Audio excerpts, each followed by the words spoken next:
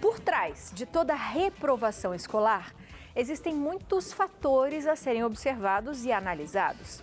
Podem ser problemas familiares, imaturidade ao ritmo de aprendizagem da criança ou do adolescente, entre outros aspectos.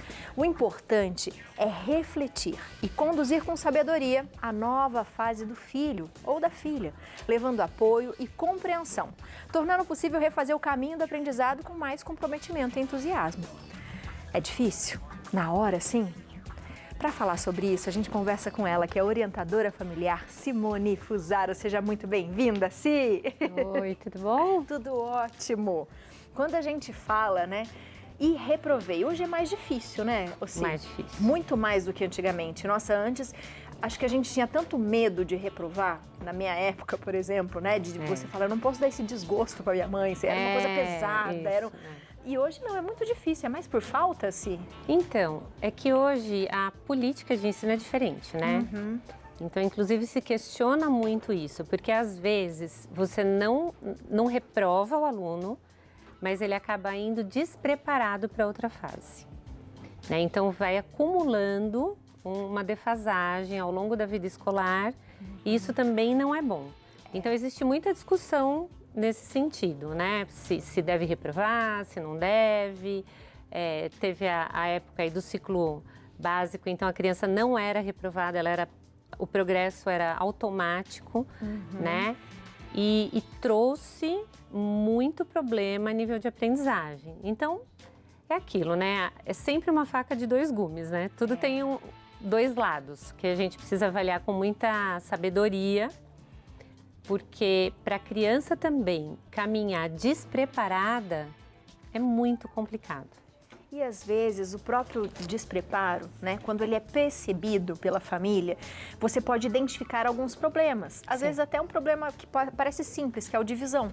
Sim, a criança não está conseguindo aprender o que está acontecendo. Por quê? Porque não está enxergando. Não está enxergando. É dor de cabeça, sei lá, né? Tem o processamento auditivo.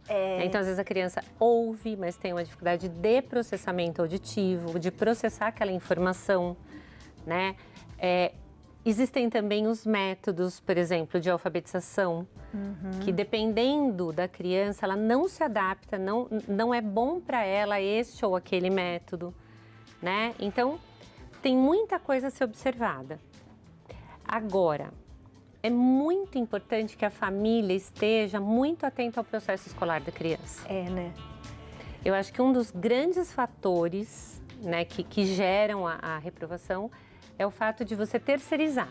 Assim, você achar que, bom, tá na escola, então a escola que tem que dar conta, a professora que tem que ensinar, né? Depois chega em casa, você cobra a lição de casa. Às vezes, algumas famílias que deixam a criança integral, por exemplo, já querem que a escola dê conta da lição de casa, entendeu? Então, no período da tarde, poxa, não tem como fazer a lição de casa aí, né, e tal. E isso não é bom, né? Porque você perde de vista como está o processo da criança.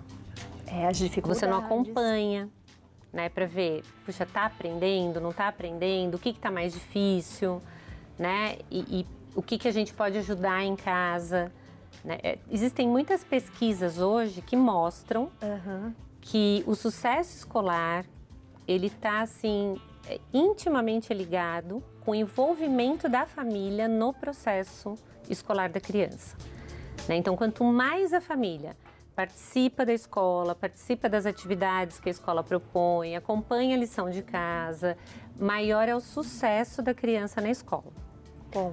Agora, quanto menos a família participa, mais surpresa acaba tendo no final do ano.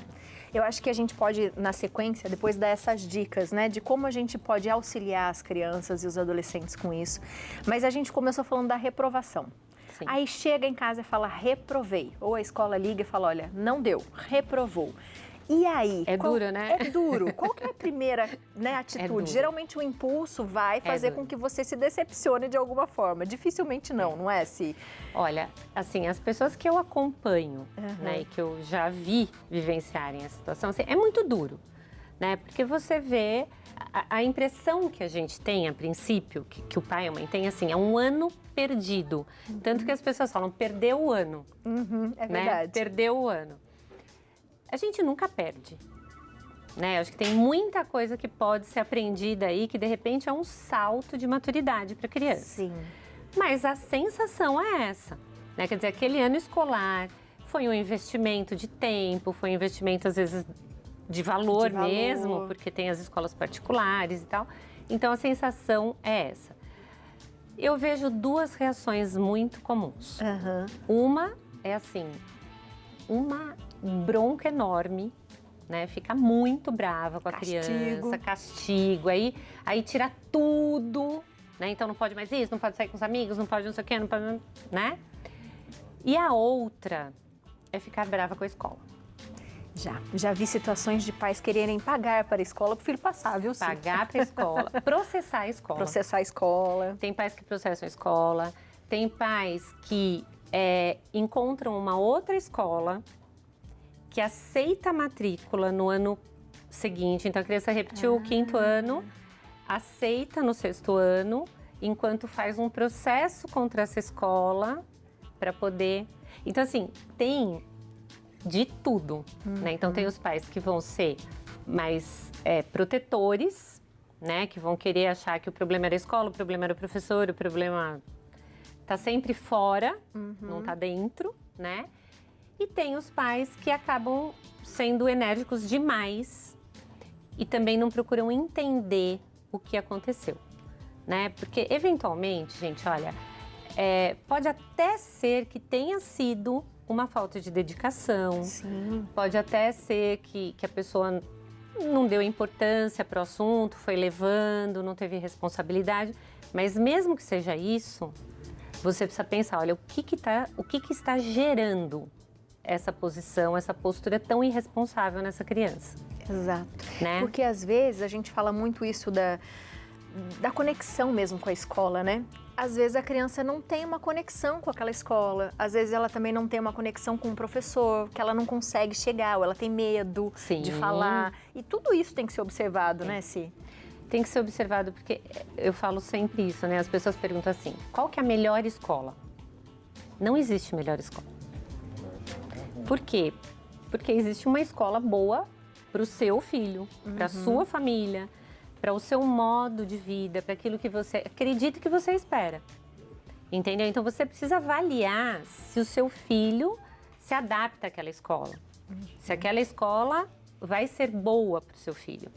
Então, às vezes, a criança está numa escola, sei lá, super exigente e tal, e é uma criança que tem muita dificuldade de se expor, que tem muita dificuldade de perguntar. Então, pode ser difícil para essa criança passar por esse processo. É impossível ela continuar nessa escola? Não. Mas a família precisa assessorar, precisa conversar na escola, apresentar essa dificuldade da criança, precisa facilitar os caminhos, entende? Por isso que o envolvimento da família é tão importante. Então, você precisa ver isso, quer dizer, o método. A sua criança se adapta a esse método? A criança se adapta a essa escola? Ela está entendendo o que o professor está falando? Todos nós temos a experiência, eu não sei, para mim é super nítido. Aquele professor que você gosta...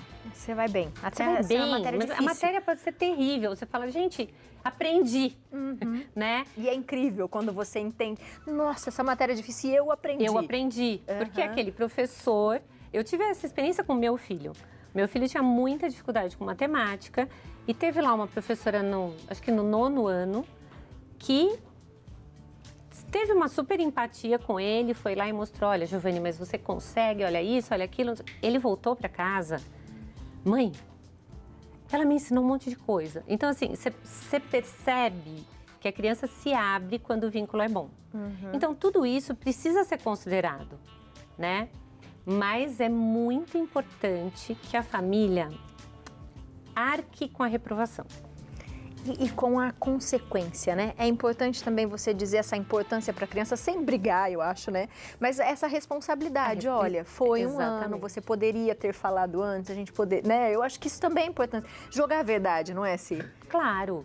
Olha, eu estava discutindo isso com uma mãe essa semana. Uma moça já, né, reprovou agora o 3º ano do ensino médio, né, então finalzinho, né, reprovou. e a mãe diz assim, ai, mas eu preciso dar que punições eu posso dar?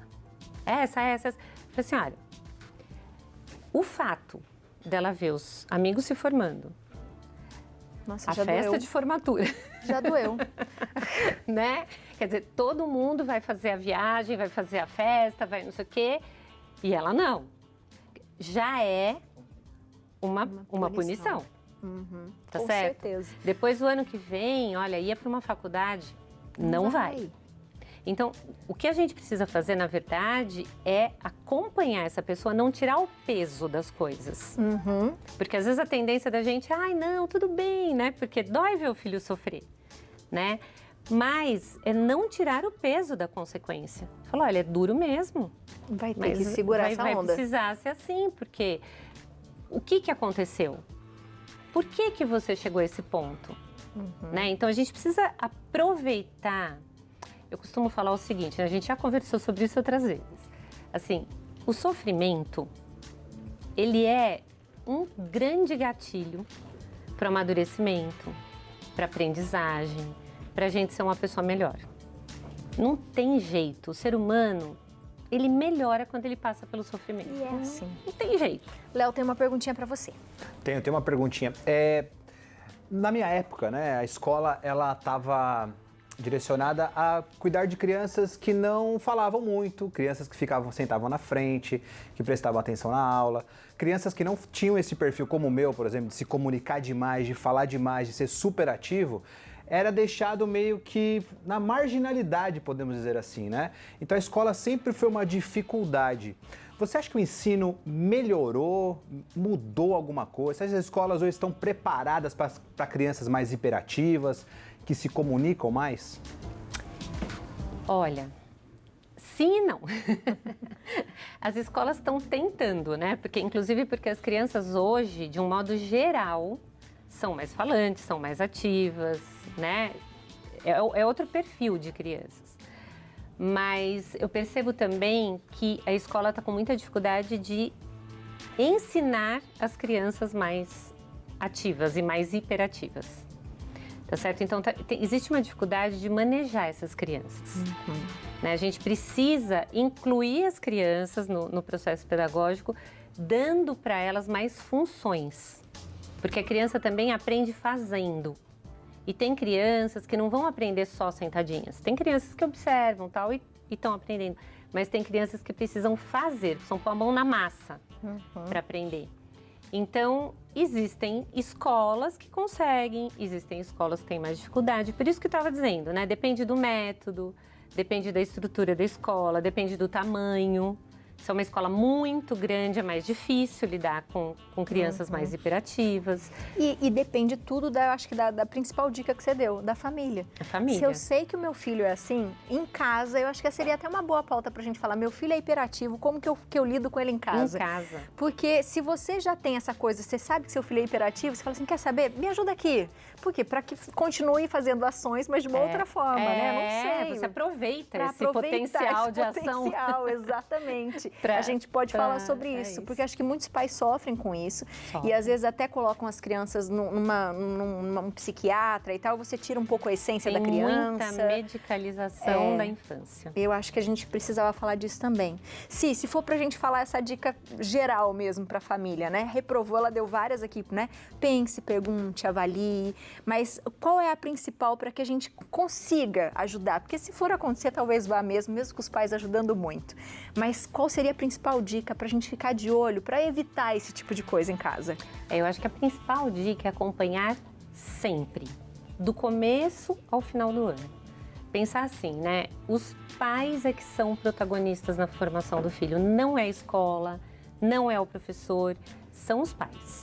Então, acompanhar, saber, não tirar a responsabilidade da criança. Né? A gente, muitas vezes, quando a criança vem com uma dificuldade, a gente fala assim, mas o que o professor fez? Né? Mas por que o professor fez isso? Então, não é porque o professor fez isso. Vamos entender o que está acontecendo.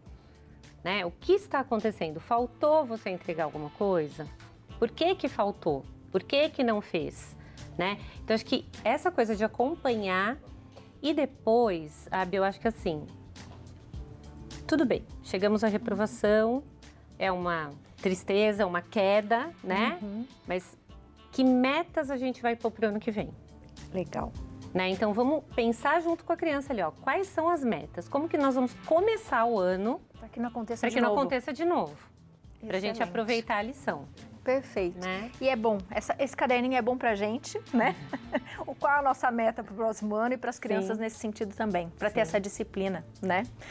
Minha gente, aproveite, siga essa mulher na internet, porque ela dá dica muito boa. E eu acho que seria bom a gente falar nisso numa próxima pauta. @Cifuzaro, tudo junto. E manda pergunta que a gente fica feliz da vida, viu? Um beijo pra você. Feliz Natal. Obrigada por esse ano, Obrigada pra viu? você também, viu? Pra Tudo de todos bom. nós. Muitas bênçãos, né? Amém. Para nós todos. Bom,